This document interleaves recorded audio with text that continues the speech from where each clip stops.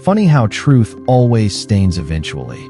Harrison said quietly after Isabel spilled red wine across the white linen tablecloth. And for the first time that evening, nobody at the table moved to help her. The old dining room inside the Blackwood estate had always made people feel small. The oak walls stretched upward beneath the glow of antique chandeliers, portraits of dead family members staring down from gold frames as if they were waiting for someone to fail. Outside, rain tapped softly against the towering windows overlooking the Connecticut shoreline. But inside, the silence felt heavier than the storm. Harrison sat alone at the far end of the 40-foot dining table, wearing an old denim work shirt beneath a faded canvas jacket that looked completely out of place among crystal glasses and tailored suits. His silver hair hung unevenly around his face, messy and untouched, and yet somehow he looked more comfortable in that room than anyone else. Isabel slowly placed the wine bottle back onto the table without looking at him. Her blonde hair rested perfectly against the collar of her ivory dress, every movement elegant and measured, but Ethan noticed the brief tightening in her jaw before she smiled again. "Still making dramatic speeches after all these years," she said softly. David stared down at his untouched steak beside her, exhausted shadows beneath his eyes making him look 10 years older than 43. Across the room, Eleanor sat silently beneath the chandelier, wearing her pale pink cardigan, her trembling fingers wrapped around a teacup she hadn't touched all evening. She refused to look at Harrison. That bothered Ethan more than anything. His grandmother used to light up whenever Harrison's name came up when he was younger, but tonight she looked like she was trying to survive something invisible. James, the family's longtime house manager, stepped carefully near the staircase, carrying another tray of glasses, though Ethan noticed the older man watching Harrison the same way soldiers watch storms rolling over the horizon. Nobody had expected Harrison Blackwood to return to the estate after nearly 10 years away. Not after the lawsuits. Not after the inheritance scandal. Not after Victoria publicly called him the family embarrassment during Thomas Blackwood's 70th birthday dinner years ago. But there he was now, sitting quietly at the edge of the family empire like a man waiting for a train he already knew was coming. Ethan leaned back in his chair and glanced towards Sophia Bennett, the young attorney seated beside Thomas near the fireplace. Unlike the others, Sophia wasn't pretending everything felt normal tonight. Her eyes kept moving between Harrison and the sealed manila folder resting beside Thomas's plate. Ethan noticed the lawyer's hand covering it protectively every time Isabel looked in that direction. "We should focus on why we're all here," Victoria finally said coldly from the opposite end of the table. Her silver necklace reflected the chandelier light like tiny blades. "Some of us are tired of reopening old wounds." Harrison smiled faintly and folded his rough hands together. "That's the thing about wounds," he said. "They don't reopen unless they were never allowed to heal properly in the first place." And somewhere deep inside the massive old house, a grandfather clock began to chime midnight. Ethan could still hear the grandfather clock echoing through the halls long after dinner ended.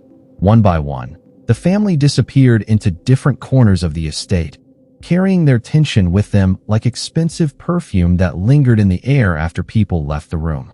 The storm outside had grown heavier now, rain sliding down the tall windows in slow silver streams, while distant thunder rolled somewhere beyond the shoreline. Ethan stood alone near the staircase holding a half-empty glass of sparkling water, watching Harrison through the reflection in the dark glass. His grandfather had barely spoken during dinner, yet somehow he had controlled the room without raising his voice once. That unsettled Ethan more than shouting ever could. Isabel appeared beside him so quietly that he almost jumped. "You should get some sleep," she said gently, smoothing invisible wrinkles from the sleeve of her cream-colored sweater. "Tomorrow will be a long day." Ethan glanced toward the dining room where James and another staff member cleared away untouched plates beneath the chandelier light. "Why is everybody acting like something terrible is about to happen?" he asked. Isabel smiled the same polished smile she used during charity galas and holiday parties. "Because families like this survive on secrets, Ethan. And secrets make people nervous." Before he could answer, she rested a hand briefly against his shoulder and walked toward the west hallway where David had disappeared earlier. Ethan watched her until she vanished around the corner. Then he noticed Harrison standing near the library doorway at the far end of the hall. The older man held an untouched cup of black coffee in one weathered hand while staring at a painting hanging above the fireplace. It was an old portrait of the estate from nearly a century ago, long before any of them were born. Ethan slowly approached him. "You knew that would upset her," he said carefully. Harrison did not look away from the painting. Truth usually upsets the person working hardest to hide it. His voice remained calm, almost tired. Up close, Ethan could see how rough his grandfather's hands looked compared to everyone else in the family. The skin was worn and scarred from real labor, not boardrooms and country clubs. "Why did you come back?" Ethan finally asked. This time Harrison looked directly at him. His pale blue eyes carried something Ethan could not fully understand. Not anger, not regret, something colder. "Because your grandmother asked me to." Ethan frowned immediately. "Grandma Eleanor barely looked at you tonight." Harrison gave a faint smile. "That is because fear changes people, son." Somewhere upstairs, a door slammed hard enough to shake the hallway silence. Ethan turned instinctively toward the sound, but Harrison remained perfectly still. "You hear that?" Harrison asked quietly. "That house has sounded like that every night for 20 years. Most people just learn to ignore it." Before Ethan could respond, James appeared at the end of the corridor holding a small brass key in his trembling hand. The old manager looked directly at Harrison first, then toward Ethan. "The East Wing is unlocked again," James said softly.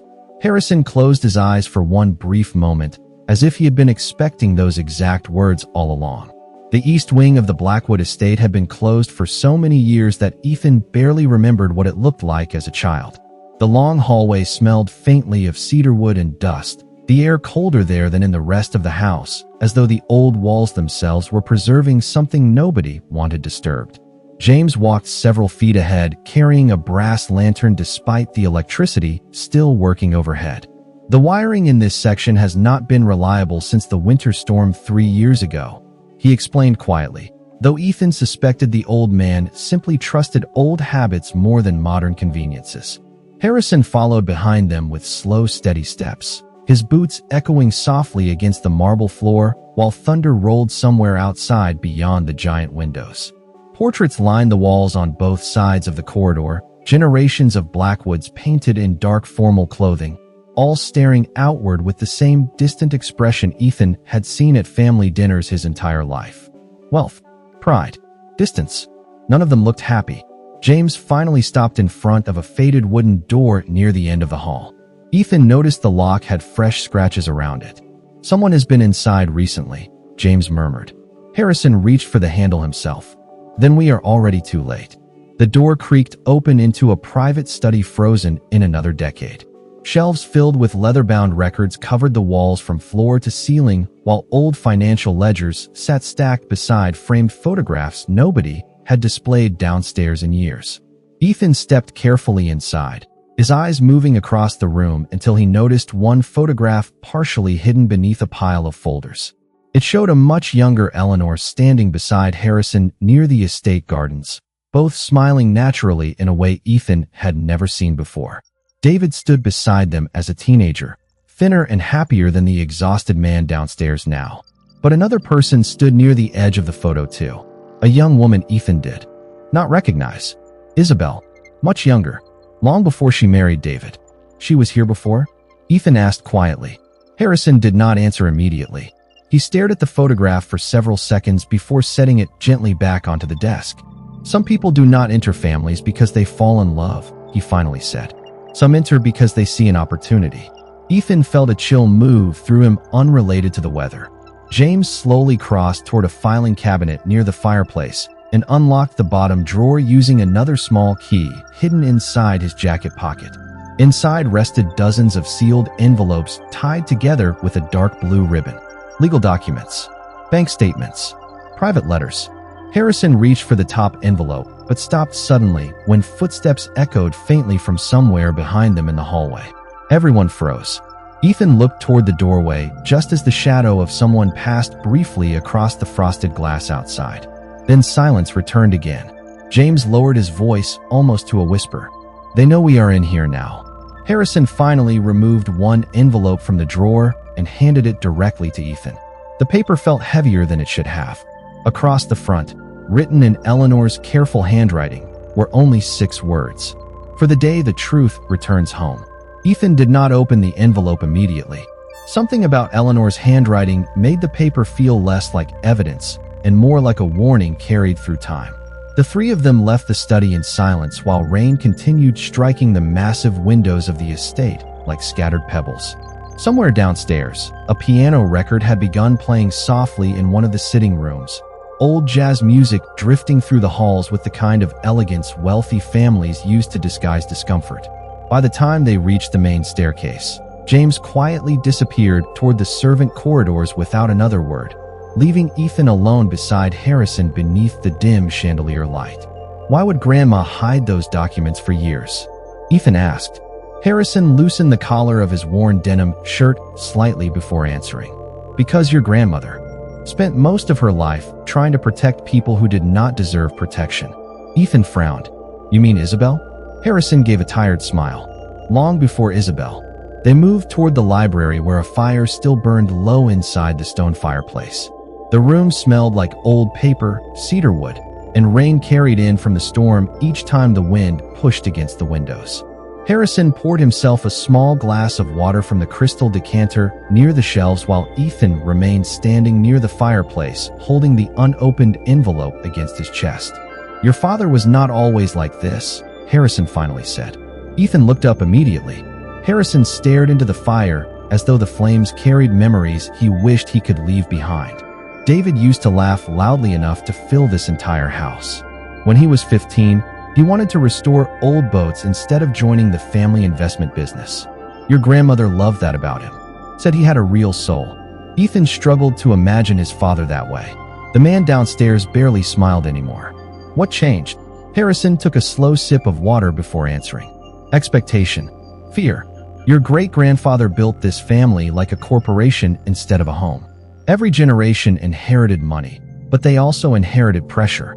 Victoria understood that better than anyone. Ethan leaned quietly against the fireplace mantel while thunder rolled outside again.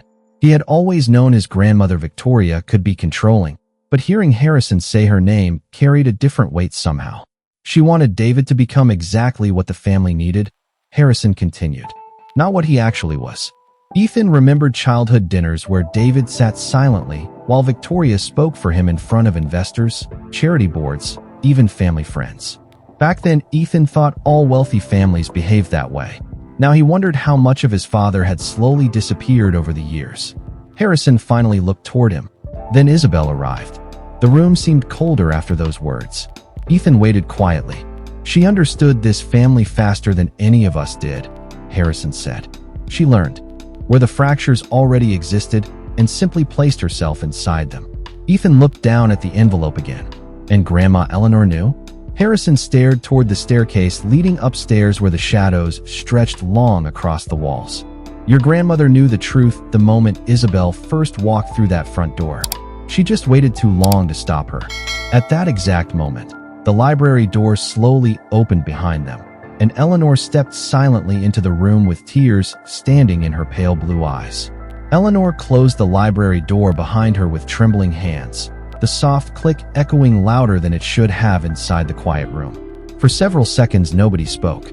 The fire crackled gently beneath the stone mantel, while rain continued sliding down the tall windows overlooking the dark coastline beyond the estate grounds. Ethan had never seen his grandmother look fragile before. Eleanor Blackwood had always moved through the house with the calm certainty of someone born into privilege, someone who knew exactly how every room should sound and every dinner should unfold.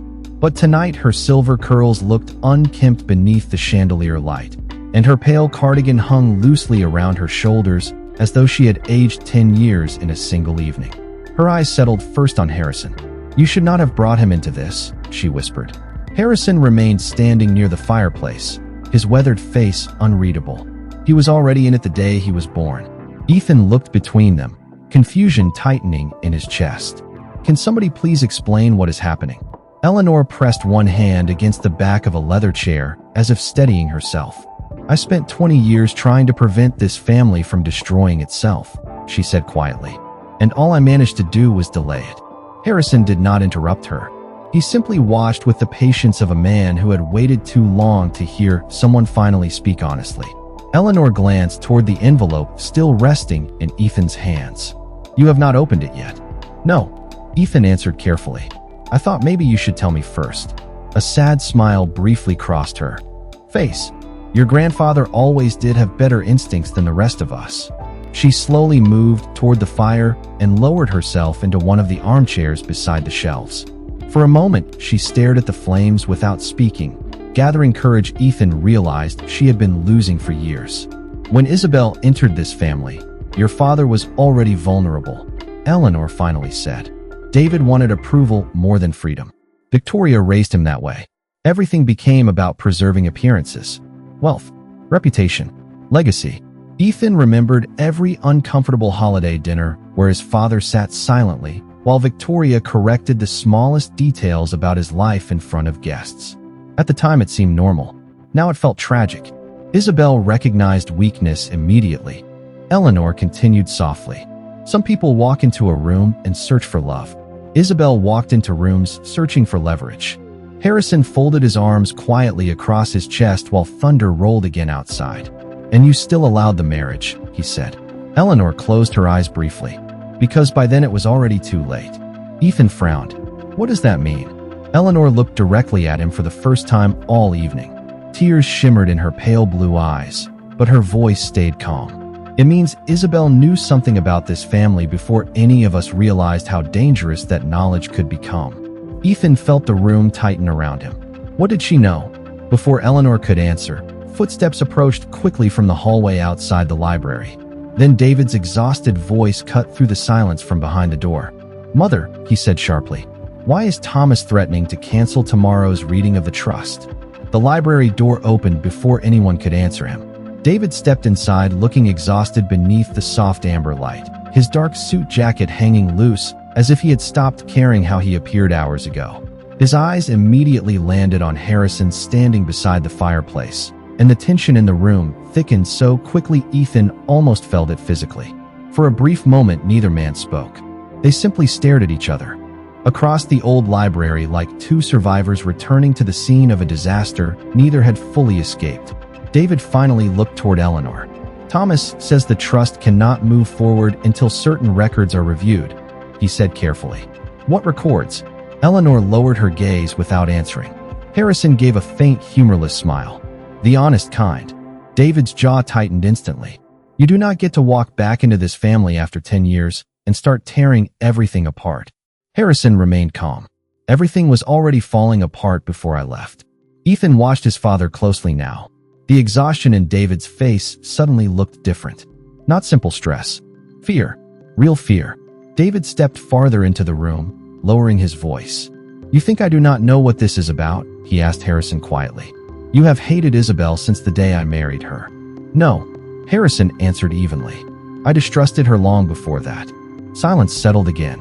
Outside, lightning briefly illuminated the massive windows overlooking the dark Atlantic shoreline. Ethan noticed his father rubbing his wedding ring nervously with his thumb, a habit he only had when cornered during business negotiations. "David," Eleanor whispered softly, "there are things you were never told." He laughed once under his breath, bitter and exhausted. "That seems to be the family tradition around here." Ethan had never heard his father sound so defeated. David crossed toward the liquor cabinet beside the bookshelves and poured himself a glass of bourbon with unsteady hands. "Do you know what it feels like?" he asked quietly without turning around. "To spend your entire life trying not to disappoint people who already decided who you should become before you were old enough to speak for yourself?" Nobody answered immediately. The rain continued tapping against the windows while the fire crackled softly behind them. "Victoria wanted perfection," David continued. "Thomas wanted obedience. The board wanted stability. Mother wanted peace." He slowly turned back toward Harrison. "And you just left." Harrison's expression finally shifted slightly, something heavy passing through his pale eyes, before disappearing again. "No," he said quietly. "I was removed." Ethan felt the room go completely still. Even Eleanor looked shaken by those words. David stared at Harrison in disbelief. "That is not true."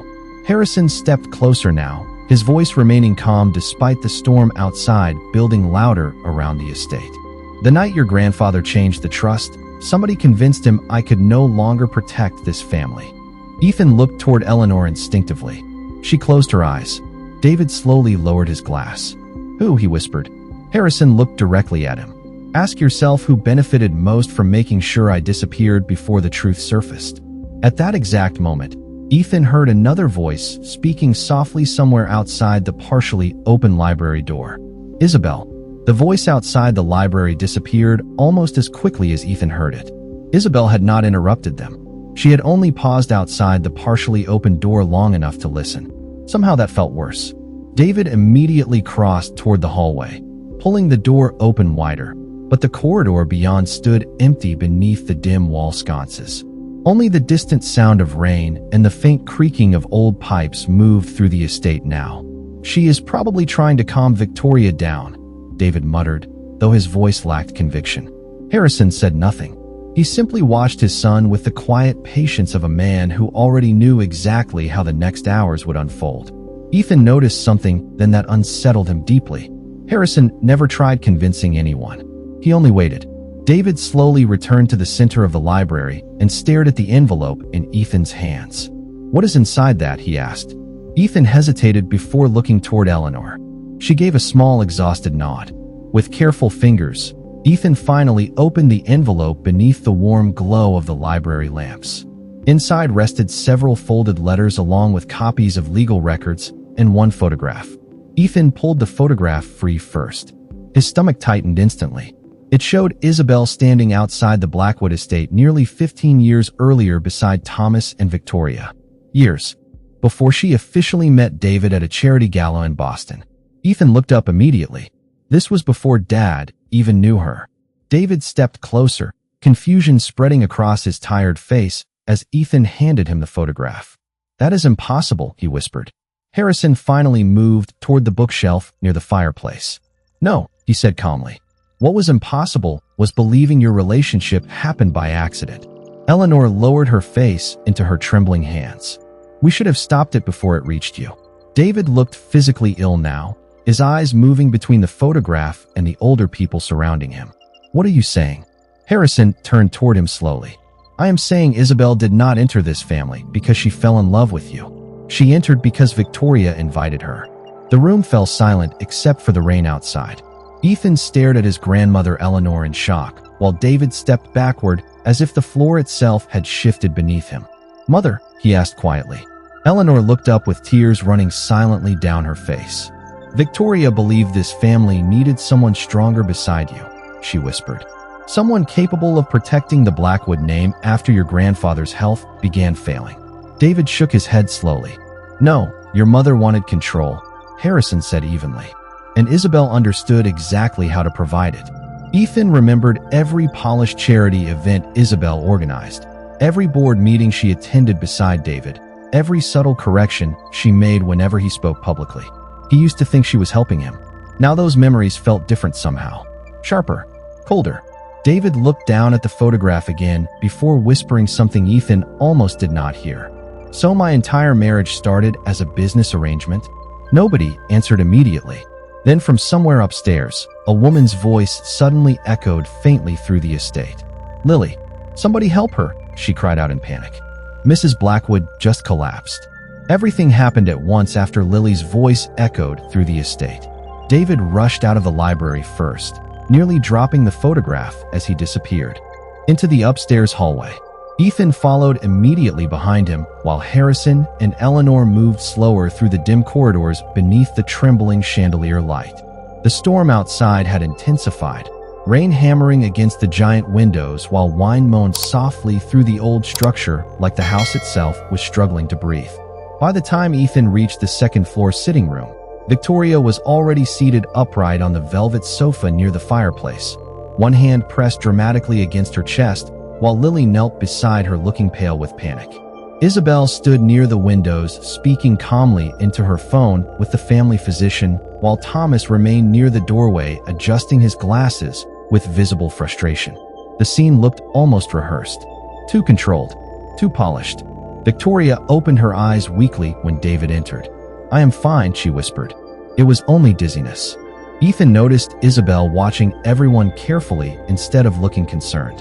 Her expression remained composed, but there was calculation behind her eyes now.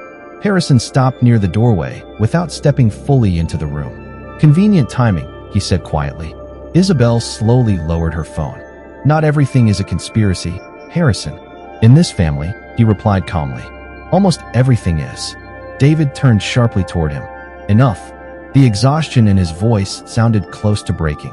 Whatever happened 20 years ago, I cannot keep doing this tonight. Eleanor entered the room behind Harrison, her face drained of color after the revelations downstairs. Victoria looked toward her immediately. For the first time all evening, real fear crossed the older woman's face. You told them, Victoria whispered. Eleanor did not answer directly. She simply sat slowly beside the fireplace and stared into the flames with tired eyes. Ethan remained near the staircase, trying to understand the strange tension spreading through the room now. Nobody seemed focused on Victoria's health anymore. They were watching each other instead. Harrison finally stepped farther into the sitting room and looked directly at Thomas. Tell him about the revised trust. Thomas adjusted his tie nervously. This is not the appropriate time. There will never be an appropriate time, Harrison answered. Silence settled heavily again. Outside, lightning briefly illuminated the ocean beyond the windows in cold silver flashes. Ethan noticed David staring blankly at Isabel now, as if seeing her clearly for the first time in years. Did you know? He asked quietly. Isabel met his gaze without hesitation. I knew your family needed stability. That is not what I asked. For the first time, her calm expression cracked slightly. Harrison moved closer to the fireplace, his weathered face half-shadowed beneath the chandelier glow. The revised trust was created after your grandfather discovered certain financial transfers connected to Victoria and Thomas, he said evenly. Ethan looked toward Thomas in shock. The family lawyer lowered his eyes. The trust was rewritten to protect the estate from internal manipulation, Harrison continued. And when your grandfather realized who was involved, he changed the line of succession completely. David frowned slowly. What do you mean completely? Harrison looked directly at Ethan. I mean, the Blackwood estate was never meant to pass to your father. No one in the sitting room moved after Harrison spoke those words. The storm outside seemed to pause with them, leaving only the low crackling of the fireplace and the distant sound of rain sliding against the estate windows. Ethan stared at his grandfather, certain he had misunderstood something. David looked even worse.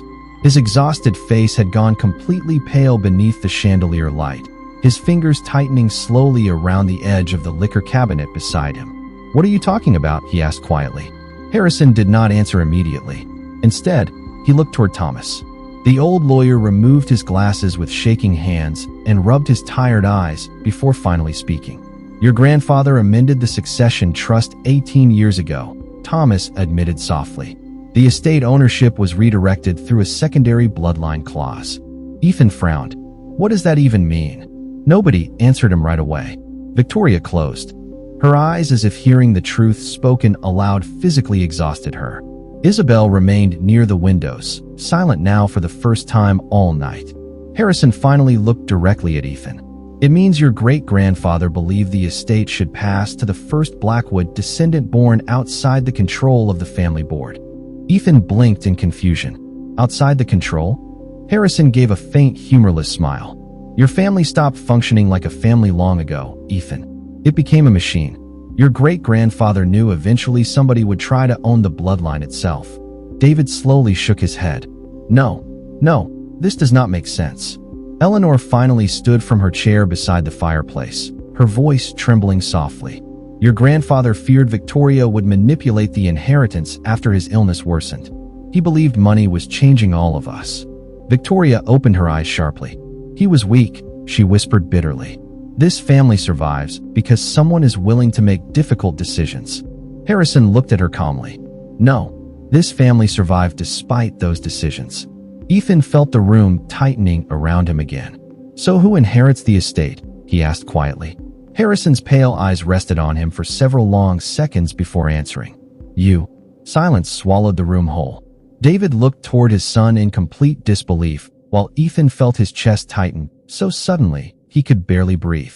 That is impossible, David whispered. Thomas slowly removed another document from the leather folder beneath his arm and handed it toward Ethan with trembling fingers.